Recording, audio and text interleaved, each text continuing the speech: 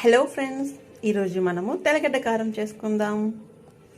కావాల్సిన ఇంగ్రీడియంట్స్: తెల్లగడ్డలు, రుచికి సరిపడ కారం, అలాగే కాస్త ఉప్పు.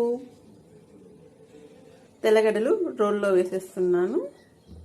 అలా కాస్త కచ్చాబచ్చగా దంచుకుందాం.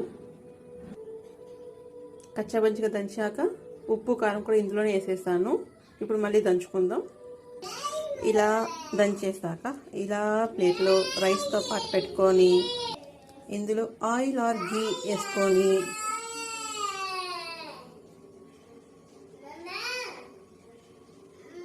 ఇలా మొత్తం కలిపేసి